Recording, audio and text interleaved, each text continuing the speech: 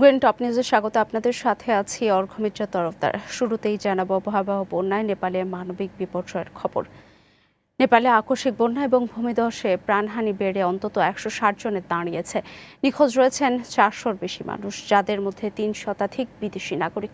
দুর্গম পাহাড়ি এলাকায় উদ্ধার অভিযান জোরদার করেছে নেপালের সেনাবাহিনী এবং নিরাপত্তা বাহিনী। ধ্বংস হয়ে গেছে সড়ক, সেতু এবং বিদ্যুৎ অবকাঠামো। এরই মধ্যে উদ্ধার এবং ত্রাণ সহায়তা পাঠিয়েছে ভারত, আর যুক্তরাষ্ট্র ঘোষণা করেছে $5 লাখ জরুরি সহায়তা। আরও জানাচ্ছেন অনন্য সাদিক। নেপালের রাসোয়া জেলার ভোতেকুশি নদী ঘিরে বুধবার সকালে হঠাৎ নেমে আসে ভয়াবহ ঢল। মুহূর্তের মধ্যে কাদা, পাথর, বরফ ও পানির স্রোত ভাসিয়ে নেয় বসতি, সড়ক, সেতু ও বিভিন্ন স্থাপনা। সবচেয়ে বেশি ক্ষতিগ্রস্ত হয়েছে রাসোয়া, নোয়াকোটা ও ধাদিংস সহ সীমান্তবর্তী এলাকা। নেপালের বিভিন্ন স্থানে অন্তত 19টি সেতু এবং প্রায় 40 কিলোমিটার সড়ক স্রোতে ভেসে গেছে। ক্ষতিগ্রস্ত হয়েছে বাড়িঘর, বাজার, সীমান্ত অবকাঠামো ও একাধিক জলবিদ্যুৎ প্রকল্প। ভোতেকুশি নদীর বন্যায় দেশটির মোট বিদ্যুৎ উৎপাদন সক্ষমতার প্রায় 10% ক্ষতিগ্রস্ত হওয়ার তথ্যও পাওয়া যাচ্ছে। সর্বশেষ হিসেবে নেপালের দিকে 1.5 শতাধিক মরদেহ উদ্ধার হয়েছে। আহত হয়েছেন অন্তত 75 জন। চীনের তিব্বত অংশেও আরও 3 জনের মৃত্যুর খবর পাওয়া গেছে। নেপালে নিখোঁজের সংখ্যা নিয়ে বিভিন্ন সংস্থার হিসেবে কিছুটা পার্থক্য থাকলেও 400-র বেশি মানুষ নিখোঁজ, যাদের মধ্যে বিপুল সংখ্যক বিদেশি পর্যটক ও তীর্থযাত্রী। নিখোঁজদের মধ্যে ভারতীয় 133, মার্কিন 47, অস্ট্রেলীয় 34, ব্রিটিশ 33 এবং কানাডীয় 24 নাগরিকের তথ্য দিয়েছে নেপালের পর্যটন কর্তৃপক্ষ। দুর্যোগের পর নেপালের সেনাবাহিনী, পুলিশ ও উদ্ধারকর্মীরা তল্লাশি চালাচ্ছেন। তবে ধ্বংস হওয়া সড়ক, সেতু ও যোগাযোগ ব্যবস্থা এবং বৈরী আবহাওয়ার কারণে দুর্গম এলাকায় পৌঁছানো কঠিন হয়ে পড়েছে।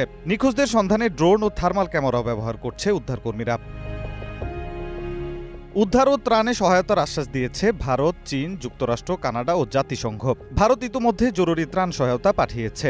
একই সঙ্গে নেপাল থেকে নেমে আসা পানির সম্ভাব্য প্রভাব মোকাবিলায় ভারতের বিহার ও উত্তরপ্রদেশেও সতর্কতা জারি করা হয়েছে। প্রাথমিকভাবে ঘটনাটিকে ভূমিকম্পের সঙ্গে সম্পর্কিত বলে ধারণা করা হলেও পরে মার্কিন ভূতাত্ত্বিক জরিপ সংস্থা USGS এর বিশ্লেষণে উঠে আসে ভিন্ন তথ্য। তাদের মতে সীমান্তের তিব্বত অংশে একটি হিমবাহের নিচের অংশ ধসে পড়ে বিশাল বরফ ও পাথরের স্রোত নদীতে আছড়ে পড়ে। সেখান থেকেই তৈরি হয় আকস্মিক বন্যা ও ব্যাপক ভূমিধস। অনন্য সাদিক, গ্রিন নিউজ ডেস্ক। নেপালে বন্যা এবং ভূমিধসে ব্যাপক প্রাণহানির ঘটনায় গভীর শোক এবং দুঃখ প্রকাশ করেছেন রাষ্ট্রপতি মির্জা ফখরুল ইসলাম আলমগীর এবং প্রধানমন্ত্রী তারেক রহমান। আলাদা শোক বার্তায় নেপালের প্রধানমন্ত্রী বালেন্দ্র শাহ এবং জনগণের প্রতি বাংলাদেশের সরকার এবং জনগণের পক্ষ থেকে আন্তরিক সমবেদনা জানান তারা। বলেন, ভয়াবহ বন্যায় বিপুল সংখ্যক মানুষের প্রাণহানির ঘটনায় বাংলাদেশ সরকার গভীরভাবে শোকাহত এবং ব্যথিত। প্রকৃতির এই কঠিন বিপর্যয়ে নেপালের পাশে রয়েছে বাংলাদেশ। দুর্যোগের এই সংকটময় মুহূর্তে নেপালকে যে কোনো প্রয়োজনীয় সহায়তা দিতে বাংলাদেশ সরকার প্রস্তুত রয়েছে। এবারে অন্য প্রসঙ্গ। মহেশখালীর ভাসমান টার্মিনালে ভিড়েছে এলএনজিবাহী জাহাজ, যা থেকে সামিট পাওয়ারের টার্মিনালে এলএনজি সরবরাহ শুরু হয়েছে। এতে কাটতে শুরু করেছে গ্যাস সংকট, সেই সাথে বিদ্যুতের সংকটও কমবে। আরও জানাচ্ছেন কামরুল হাসান। দেশীয় সামিট ও আমেরিকান এক্সিলারেট টার্মিনাল থেকে 750 মিলিয়ন ঘনফুট গ্যাস সরবরাহ পাওয়া যাচ্ছিল। দুটি টার্মিনাল থেকে গ্যাস সরবরাহ পাওয়া যায় কম বেশি 1100 মিলিয়ন ঘনফুট। এলএনজি আমদানির দায়িত্বপ্রাপ্ত রূপান্তরিত প্রাকৃতিক গ্যাস কোম্পানি কর্তৃপক্ষ জানায়, গ্রিস পতাকাবাহী মারান গ্যাস আরামগোস তরলীকৃত প্রাকৃতিক গ্যাস নিয়ে বুধবার সকালে বঙ্গোপসাগরে আসে। বিকেল থেকেই শুরু হয় সরবরাহ। এর আগে গত শনিবার আসা আরেকটি এলএনজিবাহী জাহাজ দিয়ে চালু হয় এক্সিলারেট টার্মিনাল। তবে শিডিউল অনুযায়ী পরবর্তী জাহাজ আসতে দেরি হয় সামিটে এলএনজি সরবরাহ কমিয়ে দেওয়া হয়। প্রায় 550 মিলিয়ন ঘনফুট গ্যাস সরবরাহের সক্ষমতা সম্পন্ন এই টার্মিনাল থেকে সবশেষ 180 মিলিয়ন ঘনফুট গ্যাস সরবরাহ পাওয়া যাচ্ছিল। নতুন জাহাজ আসায় সেখান থেকে গ্যাস সরবরাহ বাড়ছে। বুধবার রাত থেকেই সক্ষমতার পুরোটাই সরবরাহ করার কথা সামিটের। দেশে গ্যাসের ঘাটতি পূরণে 2018 সাল থেকে এলএনজি আমদানি শুরু হয়। মহেশখালীতে আমদানি করা এলএনজি সরবরাহের দুটি ভাসমান টার্মিনাল রয়েছে। এর একটি মার্কিন কোম্পানি এক্সিলারেট এনার্জির, অন্যটি দেশীয় কোম্পানি সামিটের। গত 21 জুলাই অগ্নি দুর্ঘটনার পর এক্সিলারেট এনার্জির টার্মিনালটি বন্ধ হয়ে যায়। বর্তমানে দিনে গ্যাসের চাহিদা 3800 মিলিয়ন ঘনফুট। সর্বোচ্চ 2700 মিলিয়ন ঘনফুট গ্যাস সরবরাহ করে পরিস্থিতি সামাল দেওয়া হয়। এর মধ্যে এলএনজি সরবরাহ করা হতো 1050 মিলিয়ন ঘনফুট। বাকিটা দেশীয় গ্যাস ক্ষেত্র থেকে উৎপাদন করা হয়। সামিট থেকে পুরোদমে সরবরাহ শুরু হয়, চলমান গ্যাস সংকটও কাটতে শুরু করেছে। সেই সাথে বিদ্যুতের সংকটও কমবে। Kamrul Hasan, green news, Dhaka.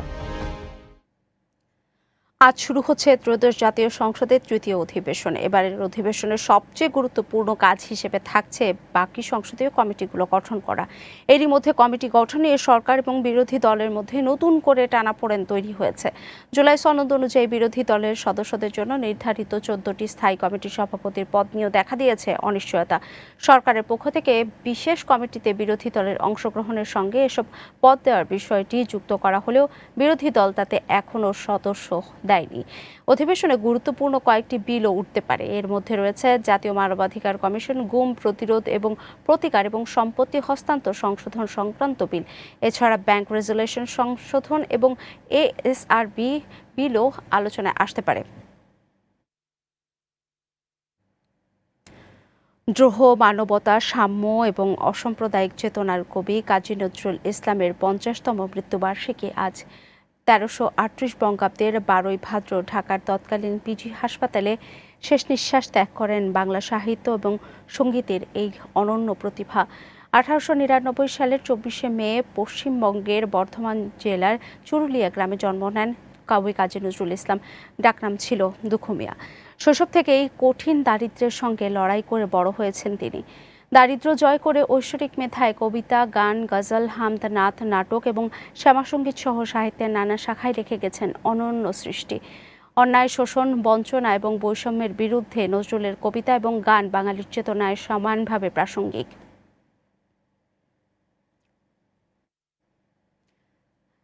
স্বাধীনতা আন্দোলন থেকে শুরু করে 24-এর গণ অভ্যুত্থান, সব ক্ষেত্রেই কবি কাজী নজরুল ইসলাম অনুপ্রেরণা ছিলেন বলে মন্তব্য করেছেন বিএনপির ভারপ্রাপ্ত মহাসচিব রুহুল কবির রিজভী। সকালে ঢাকা বিশ্ববিদ্যালয়ে কবির সমাধিতে শ্রদ্ধা নিবেদন শেষে তিনি বলেন, জীবনভর অন্যায়ের বিরুদ্ধে কথা বলেছেন কবি কাজী নজরুল ইসলাম। যে কোনো অত্যাচার, নিপীড়নের বিরুদ্ধে প্রতিবাদ করতে শিখিয়েছেন তিনি। আন্দোলন সংগ্রামেও ছিলেন অনুপ্রেরণা। দেশের সার্বভৌমত্বের বিরুদ্ধে কেউ ষড়যন্ত্র করলে তা রুখে দাঁড়াতে শেখায় নজরুলের বাণী।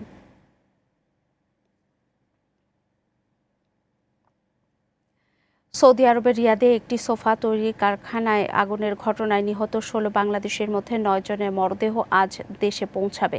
মন্ত্রণালয় জানায়, বিমান বাংলাদেশ এয়ারলাইন্সের BG340 ফ্লাইটে তাদের মরদেহ বিকেল 4টায় হজরত শাহজালাল আন্তর্জাতিক বিমানবন্দরে পৌঁছানোর কথা রয়েছে। প্রবাসী কল্যাণ এবং বৈদেশিক কর্মসংস্থান মন্ত্রী আরিফুল হক চৌধুরী বিমানবন্দরে উপস্থিত থেকে মরদেহ গ্রহণ করবেন।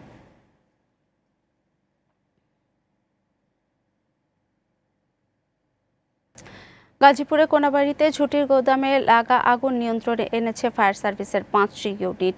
ফায়ার সার্ভিস জানায়, ভোর 5:30টার দিকে দেউলিয়াবাড়ি এলাকার ওই গুদামে আগুন লাগে। মুহূর্তেই তা ছড়িয়ে পড়ে আশেপাশের স্থাপনায়। আগুন নিয়ন্ত্রণে স্থানীয়রা ব্যর্থ হলে ফায়ার সার্ভিসে খবর দেওয়া হয়। আগুন লাগার কারণ এবং ক্ষয়ক্ষতির জানার চেষ্টা করছে ফায়ার সার্ভিস।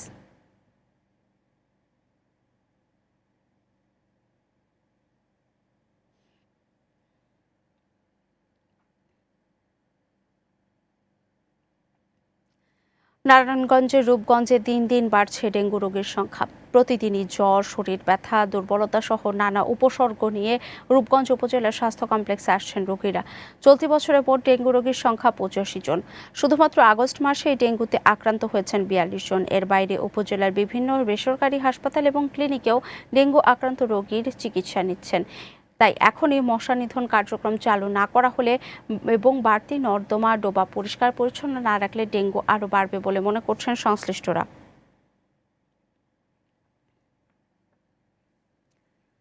রাজশাহী বিশ্ববিদ্যালয়ে তুচ্ছ ঘটনাকে কেন্দ্র করে শিক্ষার্থীদের দুই পক্ষের সংঘর্ষে অন্তত 10 জন আহত হয়েছেন। বুধবার বিকেলে টিএসসিতে এক অনুষ্ঠান চলাকালে চেয়ার বসাকে নিয়ে ম্যানেজমেন্ট স্টাডিজ এবং রসায়ন বিভাগের দুই শিক্ষার্থীর কথা কাটাকাটি হয়। বিষয়টি তাৎক্ষণিকভাবে সমাধান হলেও রাতে ম্যানেজমেন্ট বিভাগের শিক্ষার্থীরা ওই ছাত্রকে মারধর করে। পরে এ নিয়ে দুই পক্ষ সংঘর্ষে জড়িয়ে পড়লে 10 জন আহত হয়। তাদের রাজশাহী মেডিকেল কলেজ হাসপাতালে চিকিৎসা দেওয়া হচ্ছে। ঘটনার তদন্তে 3 সদস্যের কমিটি গঠন করেছে বিশ্ববিদ্যালয় প্রশাসন।